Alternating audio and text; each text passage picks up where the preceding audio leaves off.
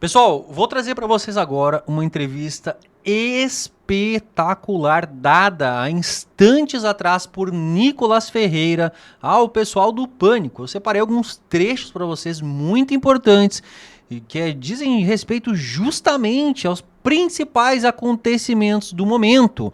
Dentre eles tem sobre Hugo Mota. Nicolas vai esclarecer alguns pontos a respeito do mais novo presidente da Câmara, além do que ele vai falar sobre a USAID, que é esse escândalo aí que os Estados Unidos está revelando ao mundo sobre uma organização, né, uma ONG aí que estaria financiando diversas pautas da esquerda pelo mundo. Inclusive, teve uma denúncia gravíssima feita nos Estados Unidos referente ao ex-presidente Bolsonaro. E nessa denúncia, o ex-presidente ele ainda seria presidente não fosse essas interferências. Eu vou trazer com detalhes para vocês as falas do Nicolas. Tem muito mais ao decorrer desse vídeo, então tu não pode perder de jeito nenhum para ficar por dentro. Olha só, curte, comenta, compartilha esse vídeo, é importante demais. E vem pra tela, porque o Debate em Foco, ele tá no ar. E esse negócio do USAID, você tem acompanhado ou não? Que é o dinheiro... Eu tava falando com o nosso querido Albeta, porque isso aí é um negócio antigo. Sim, a esquerda, inclusive, tinha várias paredes grafitadas falando, né, o fim da USAID. Enfim, eles eram contrários, né? Agora é isso. Então, mas a esquerda, ela dominou essas ONGs. Sim. Não tem ONG de direita. Onde tem ONG de direita? Tem, mas eu não acho que é a proporção que tem de financiamento do George Soros. É completamente Então, porque diferente. teoricamente uma ONG é um terceiro setor para cuidar de alguma coisa de pobre. Uma causa social. Uma causa de pobre. Causa social normalmente é pobre. Causa social. Se no mundo não tivesse pobre, não existiria ONG. Exato. Só que o que acontece? As ONGs cresceram muito e virou um negócio gigantesco. São bilhões de dólares indústria que os caras... De manipulação política, de interferência internacional, tem muita coisa aí. Agora, um ponto de estresse que eu faço, e não estou falando das plataformas aqui, até mesmo porque, enfim, são plataformas que eu utilizo, não sou igual à esquerda que fala mal do Twitter, mas continuo usando o Twitter, né? Para mim é uma história que tem que ser realmente vista muito a fundo. Eu confesso que, assim, eu não sei a totalidade dessas coisas, eu acho que praticamente também ninguém sabe. São muitos interesses em volta disso. Agora, um ponto interessante e as Big Techs, né? Que, no fim das contas, eram as responsáveis, né, pelas interferências que aconteceram, eu acredito, muita denúncia de interferência nas eleições, principalmente aqui no Brasil.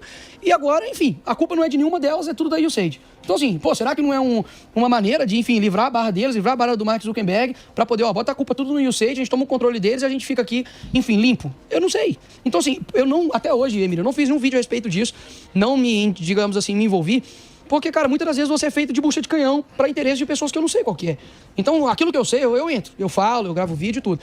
Mas coisas que fogem da minha capacidade, que eu falo, cara, ok, não precisa provar, isso é um ponto importante. Inclusive, o Mike Pence falou que se não fosse a interferência da USAID na eleição brasileira, o Bolsonaro ainda seria presidente. É uma denúncia muito forte. Mas precisa ver provar, né? Mas de um cara que não é qualquer cara, né? Denúncia qualquer um faz. Sim, mas é o que eu tô falando, não é qualquer cara. Agora, o ponto que eu vejo, assim, é que, poxa, hoje, igual eu falei, os vídeos que eu tenho postado com uma rede social, que eu prezo por ela, não por brilhantismo, mas porque é a minha defesa, é a minha defesa. Se a Globo quiser passar lá no Fantástico, lá a matéria acabando comigo, eu vou me defender aonde? Na minha rede social. Então, eu tenho um cuidado com ela por conta disso. Então, assim, se eu posto um vídeo lá hoje a respeito disso, eu sei que vai dar 10 milhões, 20 milhões. E eu não posso simplesmente falar qualquer coisa, para daqui a pouco eu falar, putz, na verdade era isso, na verdade é aquilo. Então, eu tô meio assim, tô meio cabreiro.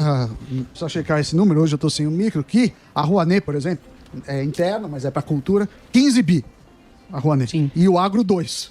Você vê as proporções disso. Não sei se o número é exato, porque eu não consegui checar, mas o pessoal aqui tá falando, tem coisas também acontecendo. Então, mas a defesa do Trump, o que ele fala é o seguinte, olha, o pessoal votou em mim para eu fazer isso. Ele tá passando um pente fino e tá falando, olha, transparência. O dinheiro que você paga de imposto tá indo para cá, tá indo para esses lugares aqui no mundo inteiro. Mas o Trump também já foi presidente durante 4 anos. Sim. Lá ele não vai olhar para onde foi, na administração dele. E aquela administração que ele fez? Provavelmente foi a mesma coisa. O ponto é receber ajuda dos Estados Unidos para N casos, como, por exemplo, liberdade de expressão, né? Inclusive a Corte Interamericana de Direitos Humanos, a OEA está vindo aqui já chegaram, inclusive, aqui no Brasil. Teremos audiência com ele para poder mostrar o que está acontecendo aqui no nosso país. Isso é importantíssimo para dar voz. Não, a agência Reuters... isso não pode confundir com falta de soberania. Exato. O nosso Brasil precisa de ser soberano. E a gente não pode depender nem dos Estados Unidos, nem de fulano, nem de ciclano, para nós termos um país soberano. Muitas vezes o que algumas pessoas falam agora, o doutor Enéas deve estar vai virando um túmulo, poxa, de saber que não, nós precisamos ter a nossa... Ele falava naquela época sobre energia nuclear, né, sobre bomba nuclear, ele falava várias coisas que na época eu falava... Mas nós já tentamos muito, ter a Interbras. Pois é. A gente não é bom nisso. Não, lembra o computador brasileiro? O Itautec. O Itautec. Lembra do Itautec? Porra. Lembra a Interbras? Tentamos muito. Nós tentamos muito. Mas agora vem a internet brasileira. A internet E o IA brasileiro. E o Netflix. Que o IA brasileiro. Você sabe que o governo Lula tá pensando em lançar um IA brasileiro, mas já lançou, né? Ia ter picanha, não teve. Ia ter redução de imposto, não teve. Ia ter um monte de coisa e não teve. Lançou. Boa IA. O Hugo Mota agora. Mais gente boa que o Arthur Lira e a anistia com ele. Eu achei que ele... Tem que esperar. Sem Troves e de Oliveira. Tem que esperar. Mais uma vez, tem que esperar. Eu espero muito que a anistia passe. Faça uma pacificação pro nosso país. Muita gente tá falando ainda, né, do filme... Ainda estou aqui. Ainda estou aqui. Pessoas sensibilizando com pessoas que estavam aí na época do regime militar. Muitas pessoas inocentes, né, morreram nesse período. Inclusive, segundo a própria Comissão da Verdade, criada pela esquerda, foram 400 e poucas pessoas mortas, desaparecidas nesse período. Um número que você comparar com a ditadura cubana é um número, enfim, praticamente inexpressivo. Contudo, pessoas estão tendo sensibilidade com pessoas que, enfim, assaltavam bancos, né, matavam militares, mas não estão tendo sensibilidade com pessoas que não têm uma linha na sua ficha criminal, como pessoas que estão presas pelo dia 8. São terroristas? Não. São pessoas que cometeram um crime? Sim. São vândalos? Sim. Tem que pagar? Sim. Mas não com 17 anos de cadeia, cara. E muita gente chega e fala, mas só porque é de direita. Cara, não, mais uma vez, repito, precisam pagar pelos crimes que cometeram. Você não pode invadir prédio tem umas velhinhas lá. Pegar, enfim, um monte de coisa e passar impune. Porém, 17 anos de cadeia aqui, Emílio, nem o idealizador do mensalão pegou. Nem estuprador pega isso aqui no nosso país. Nem líder de facção criminosa pega isso aqui no nosso país. Então, peraí. Se é pra poder, de fato, ter anistia irrestrita, geral e ampla pra terrorista que atazanava na época do regime militar, por que também não para as pessoas que, enfim, fizeram o grande crime de colocar, perder o Mané numa estátua em frente ao STF? Foi besteira, foi erro, foram vândalos e espero que, enfim, tenham sensibilidade pra pacificar o país. E tem umas velhinhas lá também, né? Tem uns senhores de idade, né? Tinha gente... Quantas pessoas estão... Eu acho que agora, tá tendo ainda tá tendo julgamento ainda, mas eu acho que há 300 pessoas agora presas. Inclusive, até pouco tempo tinha autista preso, morador de rua preso. Tá?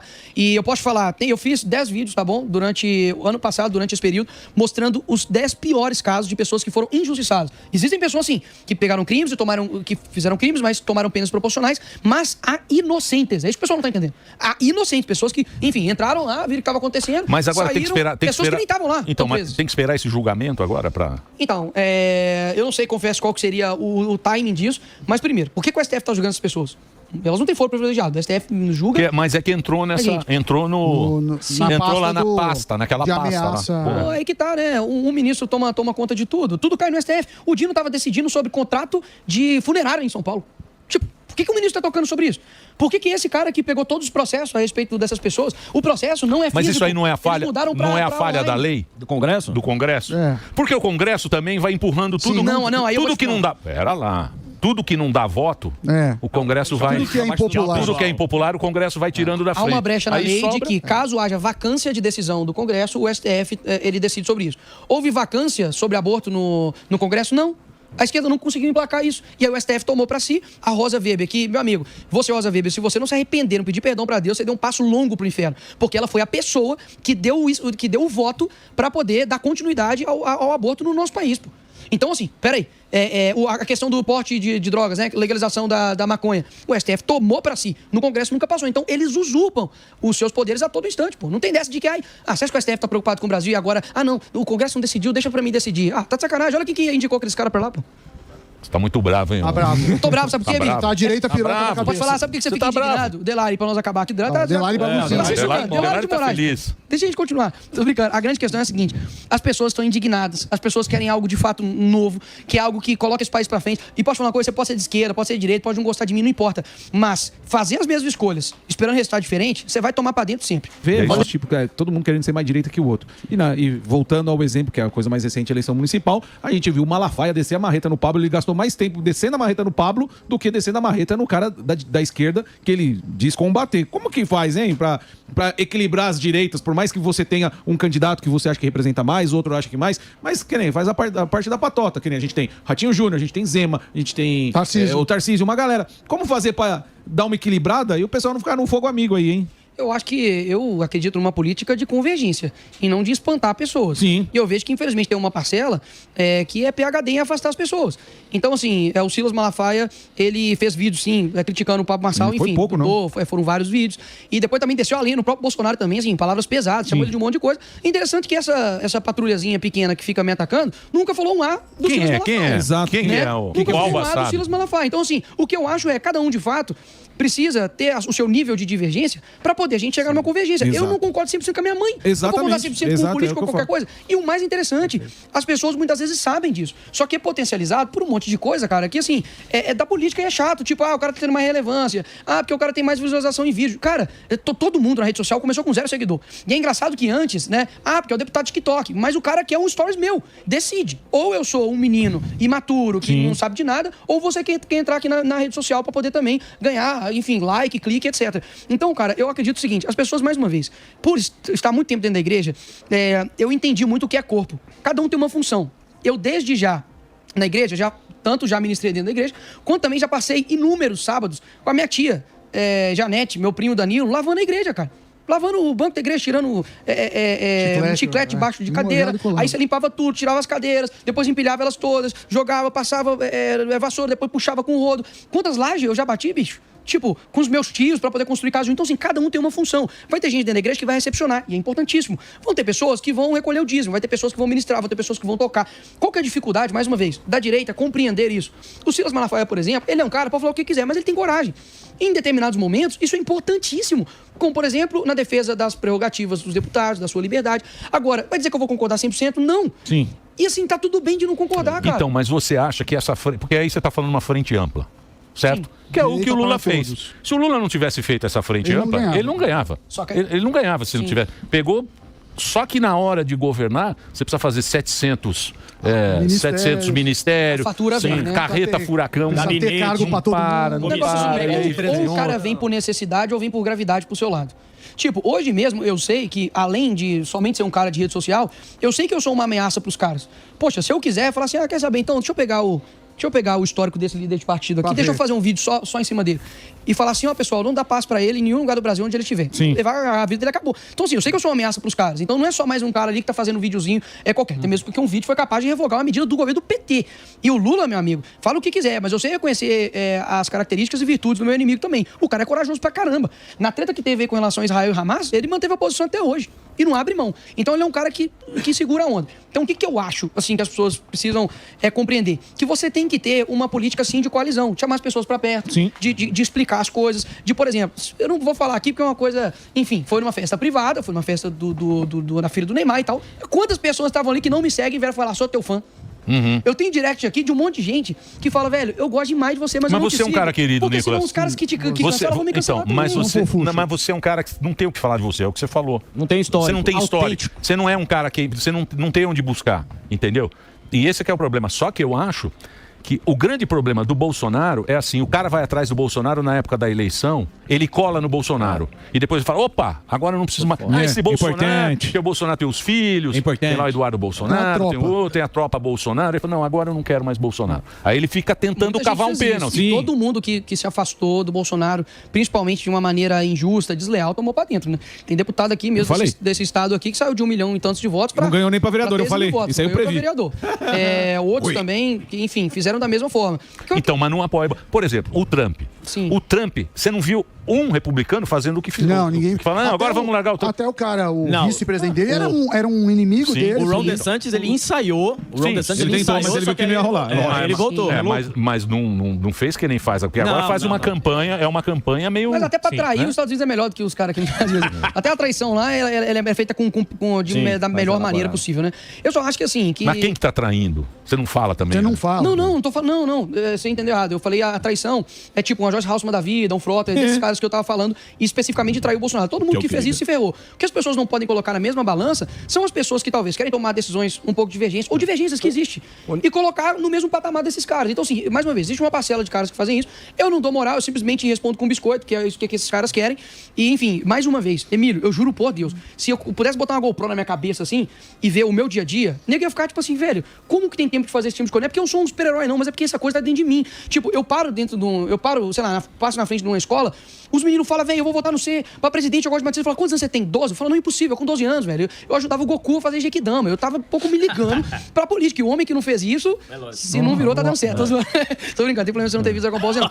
Mas assim, poxa, é uma coisa que eu falo, cara, é uma responsabilidade muito grande. Passou de um nível do tipo, beleza, sou um cara legal e tal, pra tipo, realmente o cara falar, velho, eu tô acreditando, tô depositando minhas fichas em você. E eu levo isso com muita responsabilidade. Então por isso você nunca vai me ver. Eu vou errar, com certeza, na minha vida, mas pode ter certeza. Pegar a lista de corrupção e sacanagem com esses caras fazendo. Mas o problema é mudar o chip do brasileiro. É isso que o brasileiro quer.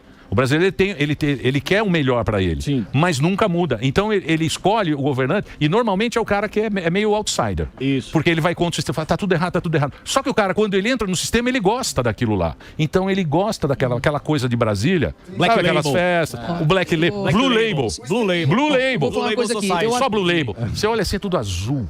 Gostoso, Paulinha. Gostoso, um Blue Label. Emílio, eu não tô dizendo que é fácil uma pessoa chegar lá e fazer todas as mudanças. Decepciona. Eu não sou ingênuo de acreditar que só falta coragem pra mudar o Brasil. Eu não acho que seja isso.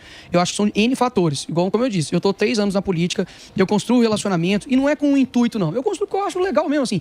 É conhecer vocês aqui, pra mim, tipo assim, é uma parada que eu sempre quis estar aqui. Eu nunca chego em um local, eu me acho merecedor daquilo. Eu falo, caramba, senhor, obrigado. Antes de eu entrar aqui, eu orei, falei, Deus, me ajuda, me dá sabedoria e tal. Então, assim, eu acho que isso te mantém o pé no chão. Primeiro passo. Boa. Então, há um crescimento natural para você chegar em determinados locais. E aí sim, a coragem é um fator e uma virtude que é importantíssima em qualquer governante. Mas o ponto que eu acho assim, talvez, mas o que é diferente, talvez os outros demais e tal, é que eu nunca precisei me colocar 1% da minha coragem para nada até hoje na minha vida. Nunca falei assim, caramba, eu tô com frio na barriga, pô, vou ter que fazer. Eu nunca. Porque pra mim, é tipo assim, o que tem que ser feito, tem que ser feito. Então, Nicolas, mas aí o Nicolas vai querer te matar, que não sei o quê. Falo, cara, se for necessário, eu, por exemplo, Nicolas virou presidente da República. Se for necessário eu pegar minha família, botar lá nos Estados Unidos, lá na Austrália, pra poder eles ficarem em paz, e eu ficar aqui durante 8 anos, indo lá todo final de semana e resolvendo as coisas aqui, cara, uma coisa eu tenho no meu coração, eu não morro sem tentar. Entendi. Eu não morro sem tentar. Porque a pior coisa, desgosto que eu vou ter na minha vida é falar, caramba, eu perdi pra esses caras. Tipo, se o Lula conseguiu fazer as coisas, se a Dilma conseguiu fazer as coisas, entendeu? E assim, a gente vai dar mole pra esses caras, porque, cara, quando você desiste, não é você que, não é o outro cara que tá perdendo. É você que tá perdendo e o cara tá ganhando. Tudo que o Lula quer é que eu fale assim, pô, tá muito difícil. O Nicolas tá tomando processo criminal e pode ser preso. Tomara que ele desista. Tomara que o povo não vá pra rua. Tomara que eles briguem entre si. Eles estão torcendo pra gente realmente ter uma falta de esperança, porque eles medem a régua deles com a mesma régua que eles medem eles. Do tipo, os caras vão chegar aqui, vão se acostumar, vão gostar do poder. Cara, mais uma vez, se amanhã perdi tudo, tem que começar minha vida de novo, eu começo. Assim, eu sou extremamente feliz com aquilo que Deus me deu e, principalmente, o brasileiro precisa entender que sucesso não significa ter bens, sucesso não significa estar tudo bem, sucesso é você fazer aquilo que você foi chamado para ser. E fracasso é você ser suscetível naquilo que você não foi chamado para ser. Aí o cara vai me perguntar lá, com 80 anos de idade, e aí, Nicolas, o que você arrepende de ter feito? Eu posso falar da coisa que eu arrependi de ter feito, mas aquilo que eu arrependi daquilo que eu não fiz, eu não quero morrer com isso. Tipo, eu quero que as pessoas lembrem, não, o Nicolas era um cara que morreu tentando, mas, velho, o cara morreu tentando, acabou. E eu não sei o que essa minha tentativa vai gerar no coração dos outros. Sim. Eu não sei. Daniel, poxa, os amigos deles praticamente quase todos foram mortos dentro de uma fornalha, o cara foi perseguido por não se curvar a estátua de ouro que tinha lá na época, e beleza, ele morreu. E aí? Ele nunca sabe que eu tô falando dele aqui agora. Então eu não sei o que meu propósito vai encaixar na vida da pessoa. Né? O legado. Então vai que beleza. Talvez eu nunca me torne presidente da República, mas talvez vai vir um moleque que vai me ver e vai falar, caramba, exatamente, velho, a gente precisa fazer... E vai virar presidente. Eu acho que a sabedoria... Porque a gente tá falando muito de povo aqui, mas eu acho que se realmente...